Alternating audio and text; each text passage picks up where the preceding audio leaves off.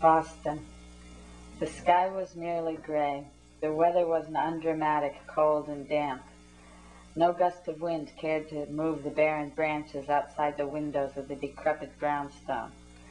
A murky light made its way to the interior, where a wall calendar failed to acknowledge the arrival of a new year, and jelly jar ashtrays displayed the week's produce.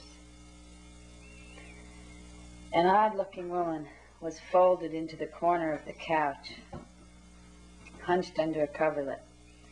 She'd only spoken once in the past quarter hour, and that was to say, January. Her neighbor was no more communicative, sipping at her coffee, flipping through a magazine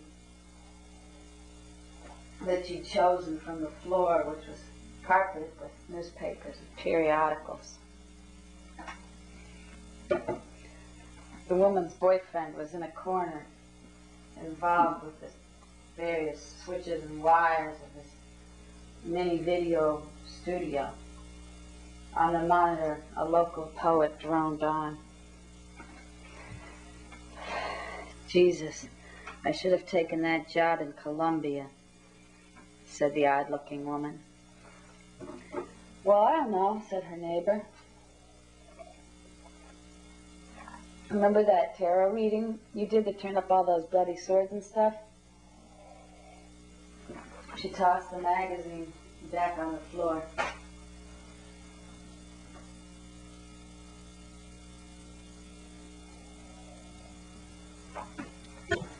Still, said the odd-looking woman.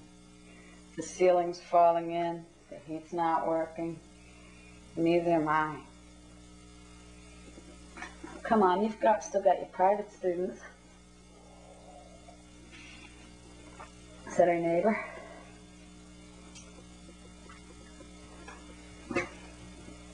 It's coming up to the F month, said the odd-looking woman.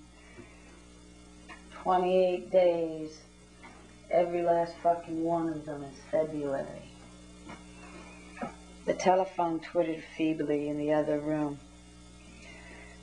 I'll get it, said the odd-looking woman, throwing off her blankets and grabbing her cigarettes. She stepped over, squeezed through, and slid by the obstacle course of the apartment. Disappeared into the front room.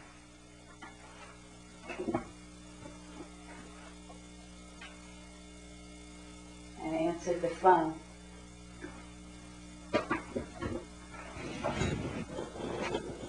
Hello? Yes, this is she. And where? Oh, yes, I'm still interested. And let's see, what does that work out in dollars? She picked up a pen, began jotting notes. Oh, and the apartment is included, I see. Sharing with, right, I see, yes, that's fine.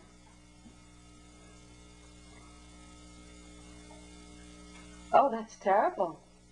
Yes, of course there would be. Oh, yeah, personal matter, I see, difficult. Questions? Well, what about the airfare? Right. And when the contract is fulfilled, the return ticket is. Now, you said this is just for 2 months? Oh, the visa. I see. No, I doubt I'll want to renew it. What caught my eye was the short-term contract. In 10 days? I think so. There's a consulate here, I know. Yes, I am. Very much so. Meanwhile, in the other room, her neighbor sips coffee.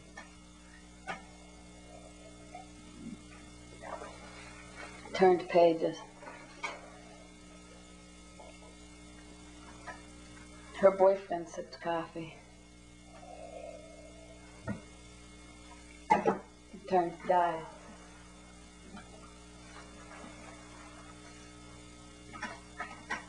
5 minutes later, the odd-looking woman reappeared.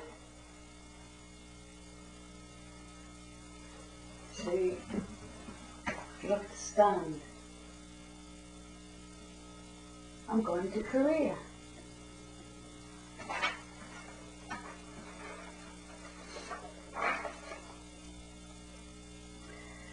And so, 10 days later, the odd-looking woman had boarded a flight bound for Seoul.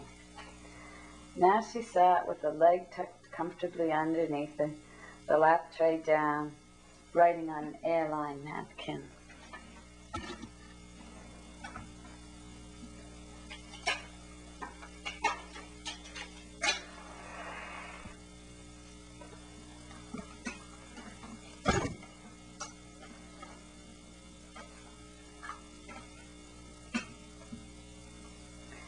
KAL 025, flying west to get to the east, ever backward in time, only to wind up in the future.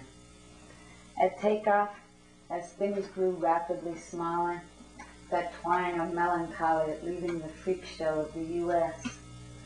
Well, it's only for 2 months. Oh, oft-repeated phrase. Last night at the party, such a waving away of concerns of anti-American sentiments, riots, yeah, I'll avoid them. It's only for 2 months. What do I know of Korea? The language has a phonetic alphabet. The Korean people have been called the Irish of the Orient. It was once known as the Hermit Kingdom. Korea itself hangs like an ornament off of mainland China. Also, of course, the Korean War followed by 20 years of MASH. We checked out Korea, hanging like an ornament off mainland China on that pre-World War tube globe that rolls around on the floor. It's awfully far away, Tom said.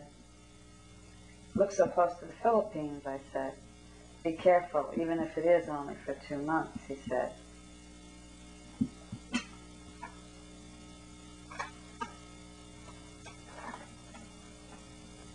At the airport, I had to promise my neighbor that I'd write in full detail about that teacher.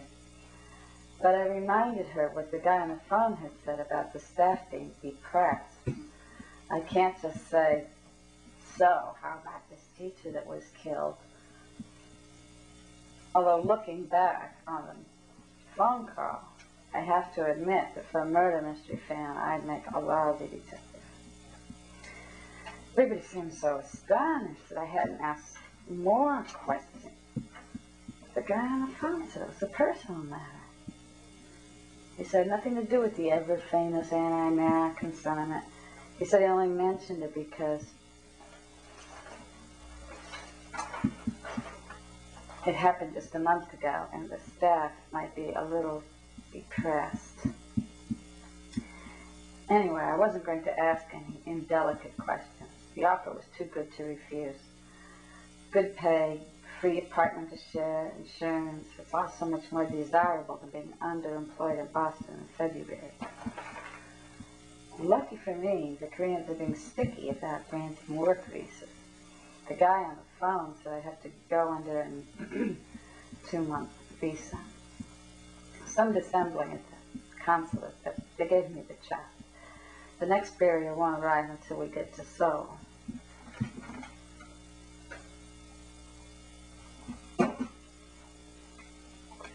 I wonder if my roommate will smoke. That would be asking too much. Nobody smokes anymore. Maybe it'd be okay if I smoked in my own room.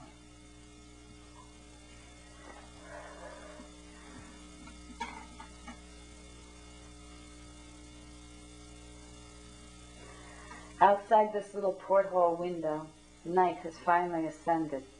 We're somewhere over the Pacific with Alaska behind us and hours of flight time still ahead.